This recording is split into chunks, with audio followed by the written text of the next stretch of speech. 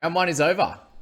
Disgusting finish to our Sunday, but a big congratulations to the Dolphins. Their first win in the NRL against a heavyweight in the Roosters. And, part of me expected this. I was really hoping it wasn't going to be.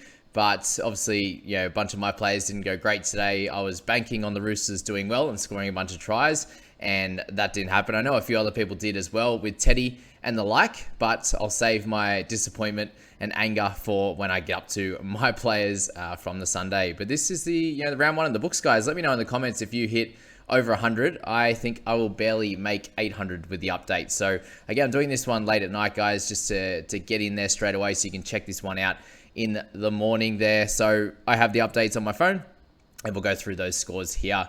But Marky Nichols, to kick things off, a massive congratulations to him, and up at 75, which was incredible. And no negatives in this game at all for him. So I got the try, a good one at that, and 32 tackles for no misses, 165 meters. So was this expected? Any of these Dolphins guys? No.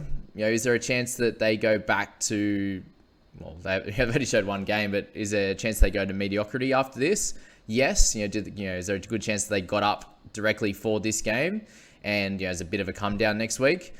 Unsure. But some of these scores in here, guys, just be aware that there is probably a little bit of inflation just with how well they actually played, and a smaller chance of them doing that week in, week out, especially with the amount of errors that the Roosters had in that second half. I think they completed 2 of their first 7 sets. I think it was about 25 to 30 minutes in to that second half, to go along with the sin bin to Egan Butcher, who we're really hoping for a great score out of him. So very frustrating, but it is what it is there with that one. So Jermaine Asako there, a 69 for him. He was really, really good as well.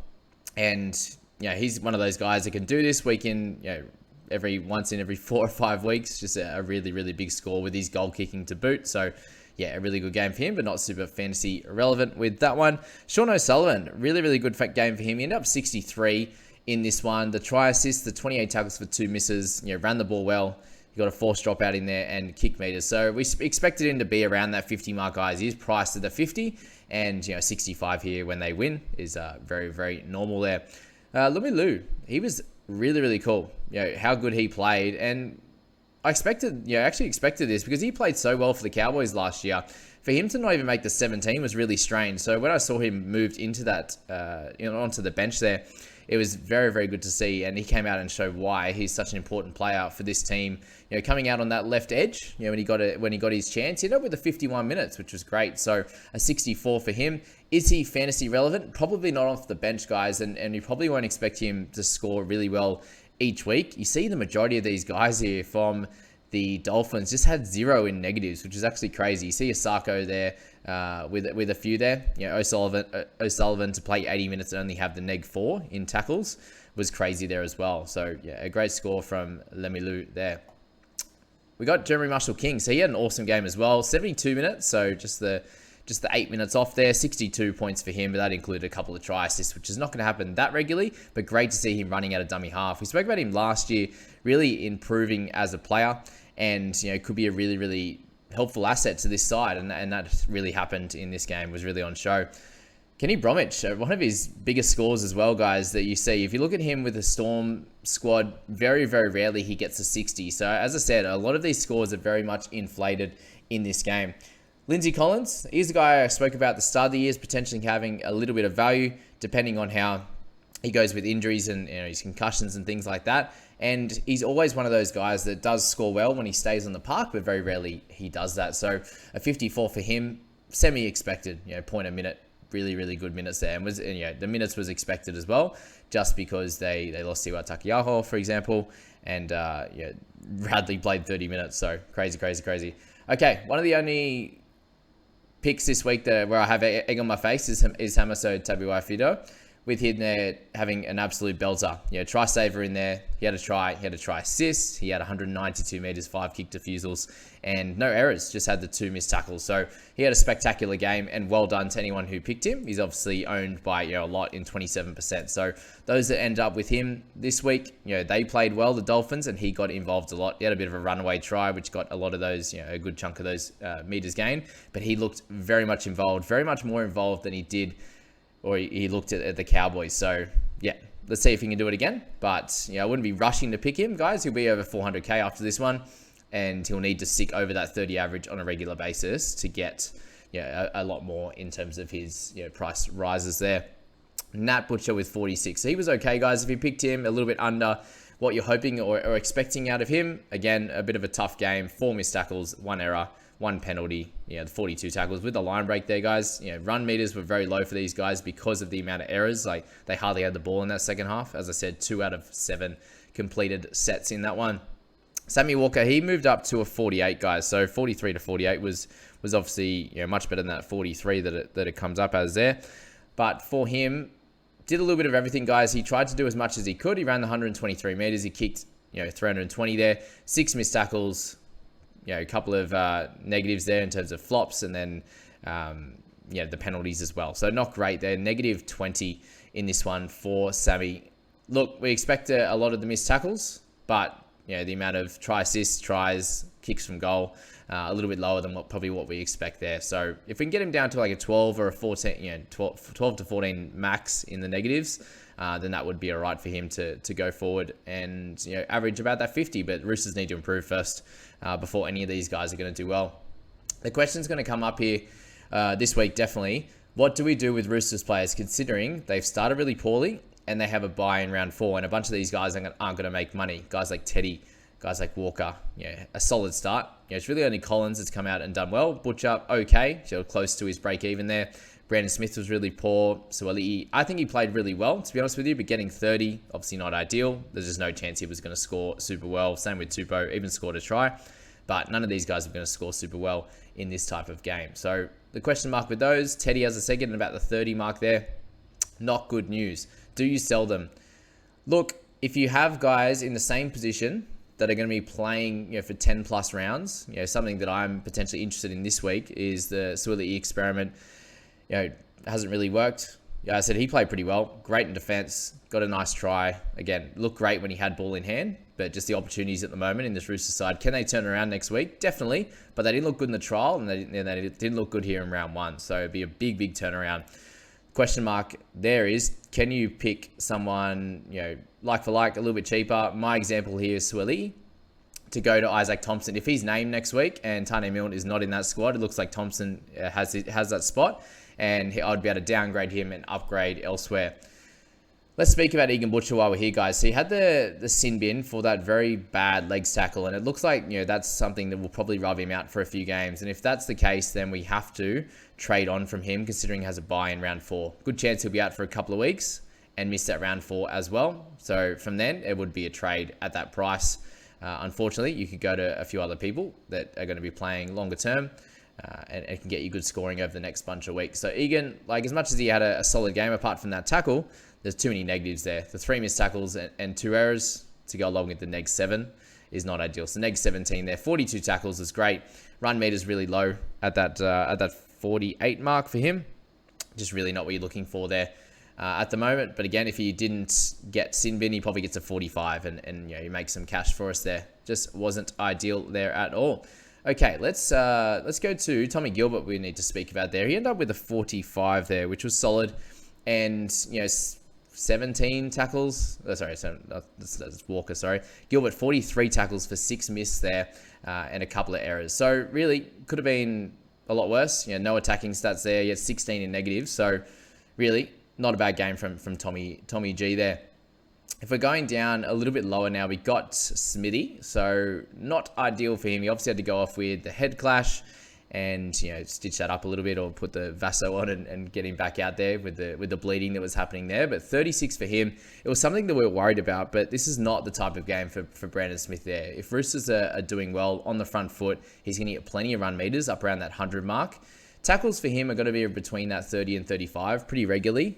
Tackle breaks, the try assist, the tries himself, that's when that comes, and he'll get a 65 or 70. So Smithy is that type of player that could get you this 36 and the next week gets 70. So he's someone I don't think you can move on from this week. You need to watch a lot more to see if he's actually going to be the same as last year, or if he goes back to what he was like at Storm when he played in that 9 position. So 60 minutes for him is probably expected, and we'll make that decision over the next bunch of weeks.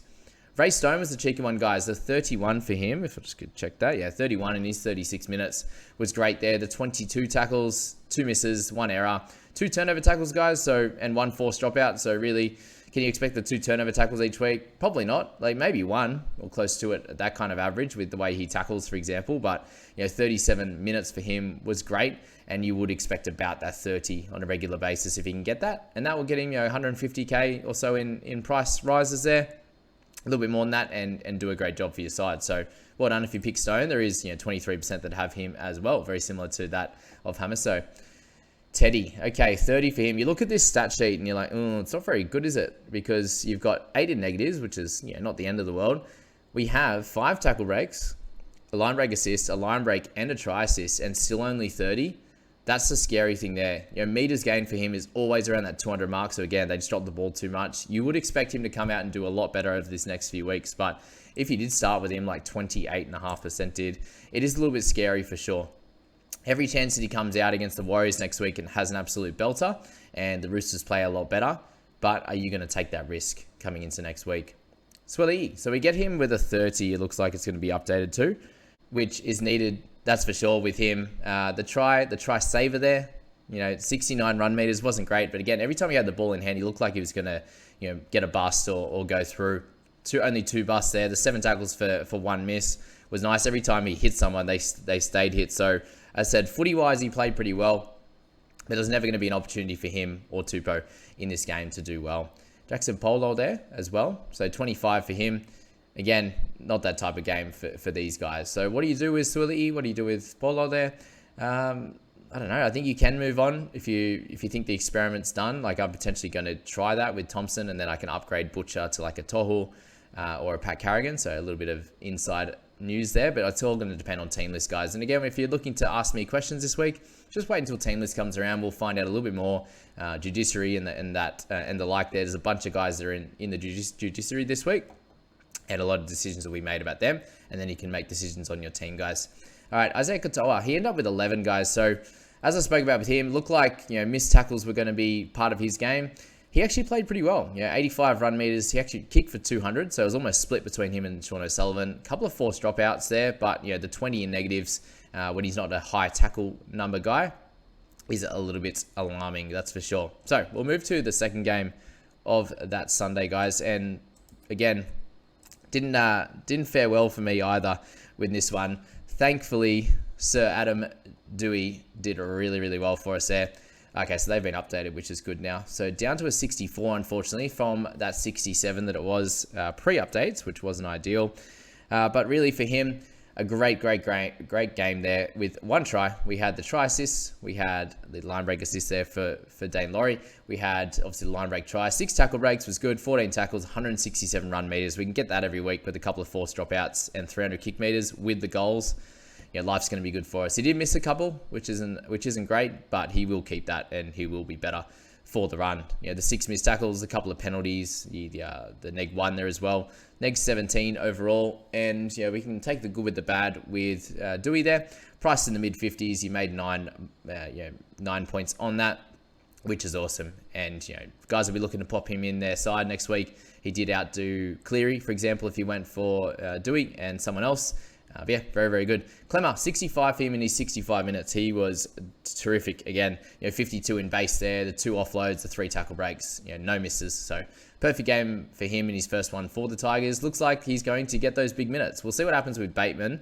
They did have an injury, obviously, to Sean Bloor, which I'm sad about. Very, very annoying there. I ended up playing Bloor over Dury. He's 31. I thought, Bloor, if he played the 80 minutes, he'd get a good 40 or so, which he was looking likely to. He's on 13 in 18 minutes with no negatives there, 10 tackles, 30 meters gained. Just wasn't to be with that head knock and, getting sent off the field and not coming back, unfortunately. So that was that. Twali turned back the clock. He looked like he was getting pretty close to scoring a try as well, with 55 in base for him. And, an offload there was awesome. Isaiah Papali'i, he was actually really, really low in this one, guys. In the high 20s there, and then just got a bunch of offloads and did his thing there. He's always one of those guys, that 4 tackle break, 4 offload, and then sort of 40 or 45 in base, and he always ends up that 60, and if he scores a try, it's a 75-80 there. So Papali'i, great work from him. in this one. Did an awesome job, and will be in all of our sides at some point during the season with that really tough edge position. Thankfully, there, David Fifita performed for those guys that ended up picking him in their sides, and that is 6%, which is great. So 200 run meters is so exciting to see. Obviously, had the 6 misses. That's kind of him in a nutshell. 3 to 6 misses on a regular basis, but 4 tackle breaks, the offload. So it wasn't anything crazy with those stats. Great to see the base up at 47, but a line break and a try assist there. So that was a really nice ball play from Foran to get him through the gap and all the way through for a nice try. Back on the inside there. So he was good. He did a job. Dane Laurie there, 50. So I think he was really, really great in this one as well. Did as much as he could, to be honest with you, to try and will these Tigers over the line, but just didn't happen, and the Titans got the better of him in this one. Guys, I will be doing a video weekly on how all the teams are sitting at the moment, their next 3 on the schedule, and how that's going to impact fantasy. So look forward to that one on a Tuesday morning. I've released that whole weekly schedule, guys, in the Discord there in the announcement section, just to show you what that is going to be on a regular basis there, what you can expect at around that certain time each week to get involved in that. So thank you for watching all these videos, guys. Appreciate it. Brimo got a nice length of the field try, showed his speed off for 46. So again, probably an option at some point, guys, but not now.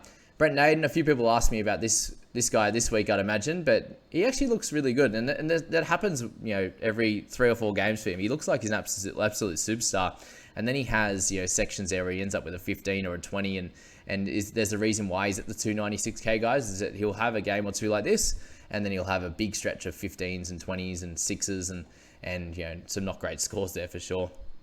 Fotuaika with 42 minutes for him. He got 46, so okay. Again, nothing too exciting on that one there. Not someone you want to look to put in your team at the moment with that awkward price. Offengawe, good news for him is the fact that with his injury that he was carrying into the first round there, is that he's going to be eased back off the bench. So a nice 30 minutes for him, but 44 points. So we see the type of work that he can put in. He had 32 in base, 8 in terms of tackle breaks there and an offload. So he was terrific in his time on the park. And if we can get him a fair bit cheaper, and then he can play some big minutes in that 8 or 10 position, whether it's a lock, wherever they play Bateman, we'll know by then. With Bateman will be back playing. We'll be able to make that decision on offer there. Verrills, guys, he was okay, 43. A few people looked at picking him up, 1.5% owned. He did his thing, not too exciting, but 43 there, almost pretty well at what he's priced, so that's okay. Someone that we need to keep a little bit of an eye on, guys, is Joe Stimson there. So he's earned that spot now that Beau Fermor is out injured with his ACL. Very sad to hear. But Stimson, always been a bit of an awkward type of fantasy player. We thought he was going to be a big thing at the Dogs. Just never panned out. And now he gets his opportunity at the Titans here. No attacking stats at all. Had the try saver, 39 run meters, 41 tackles. Pretty much stock standard for him. You'd probably expect him to average sort of 35 to 40. And make you a couple 100k there. So if you're looking at him, he's a solid option, but maybe they're slightly better. If you don't have Trent Lioro, he's probably a safer one, to be honest with you. There. Nofaluma did okay, guys. 39 for him. Again, he's going to be on the watch list. If the Tigers are playing really well, he'll be a guy to pick in your side. Tanner Boyd, 37. Look, he did solidly in his first game there. The 497 kick meters is great. 20 tackles. 4 misses, not ideal. 2 penalties and an inside 10 meters one. So neg 13, I think he can do better in the negatives department. Had the 1 try assist and the 3 goals. He kicked them straight down the middle, which was awesome there. Tanner, I think he'll be fine, guys. There'll be games where he gets this 30 odd, and this will be sort of his base, guys. If you're looking at big kick meters, 20 tackles, a little bit of running there, and then he can get the odd try assist try, and anything in terms of tackle breaks or offloads, then we're going to see some 45s, 50s from him. So don't be stressed with him. He's good to play each and every week in your 17 for now. Aaron Clark, he's going to be an interesting guy to get down a lot cheaper from here, somewhere under that 500k mark. And if he can jag that starting spot, then it's going to be great for him. One person we haven't seen yet, guys, is Tino for Asalumala'awi. Unfortunately for him, had a really, really poor game. Let's be honest there. 5 missed tackles, 2 penalties and an error. So neg 16 there, 26 tackles only, and run for 171 meters, which is great, but the only 1 tackle break there, no offloads involved. So people are talking about him being that guy that, again, it's just that back end of the year for these Titans, guys. They come out and they absolutely dominate in that last 6 rounds, and then it just doesn't happen the next year. We've seen it with a few of them now. Tanner Boyd for one of them. Obviously, he had a solid game, but, Toby Sexton the year before, they killed at the end. Brimson, he's kind of just been solid all around, but a lot of these guys come out and kill at that back end when, a lot of the teams are struggling, and then, come out and struggle the next year. So very sad for those who picked up Tino at 4.5%. There's a good chunk of coaches there with him. So do you panic sell? No. Every chance he comes out and gets a 55 or a 65 next week, but definitely something to worry about with him, that one.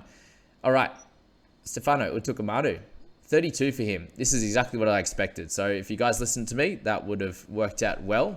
50 minutes is what we were kind of expecting him to get, and I thought he would need that to at least get somewhere near the 40 mark. Just didn't happen. He doesn't really have that explosiveness. He's not going to be a big runner of the ball in this team with guys like Clemmer, who are going to do the bulk of that work there.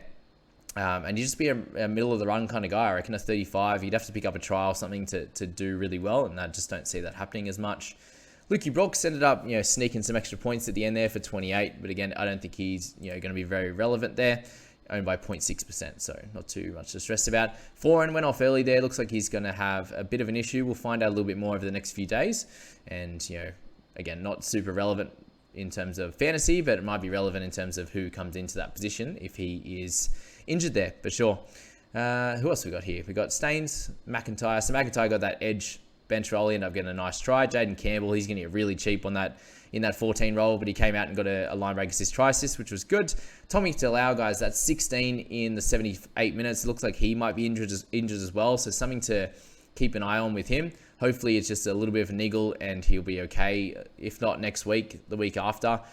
So that really just hampered him in this game. Neg 10 for him in the negs there, but yeah, I suppose not really too much to say on Tommy Talau at this point.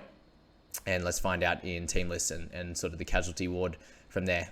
All right, Coruscant, 46 minutes, 15 points. So yeah, it didn't help them come out and win at all. So he came off the bench in this one, and yeah, the 46 minutes is very low. So scrap him. If he's in your team, guys, get rid of him now, because Simkin actually looked okay in that first stint as well.